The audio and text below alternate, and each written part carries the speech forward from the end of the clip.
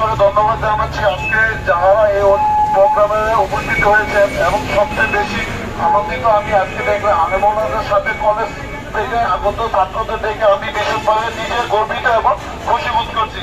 এবং কলেজ শাখা ছাত্রদেরকে বিশেষ ধন্যবাদ জানাচ্ছি তোমাদের এরকম একটা সুন্দর অনুষ্ঠানে আলেমদের পাশে এসে দাঁড়ানোর জন্য। আমি একটা কথা বলতে চাই, আমরা মুসলমান, বাংলাদেশের সব মুসলমান আমরা এক, আমাদের ভিতরে কোনো ভেদাভেদ নাই। এবং আমাদের এই বাংলাদেশের ভূমিতে যেভাবে হিন্দুরা বসবাস করিতেছে শান্তি শৃঙ্খলার ভিতরে, এবং আমরা চাই এখান থেকে দাবি জানাচ্ছি হিন্দু হোক মুসলমান হোক ভারতের মাটিতে সর্বধর্মের অধিকার নিয়ে বসবাস করবে।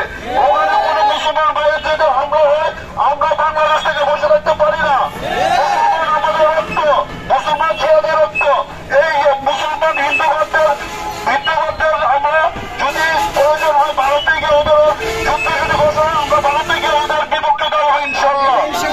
এই বলে আমাদের এখন আরেকটা কথা বলি, আমরা যুব সমাজ থেকে যারা আছি গজেরে তারা থেকে এবং আমাদের জাতীয় রাজনীতি থেকে আমরা ইনশাল্লাহ আলমদের সাথে এবং কলেজ শাখার ছাত্রদের সাথে আমরা আছি, ভবিষ্যতে থাকবো। অন্য কোনো প্রোগ্রাম যদি অন্যান্য আপনারা ডাকেন ইনশাল্লাহ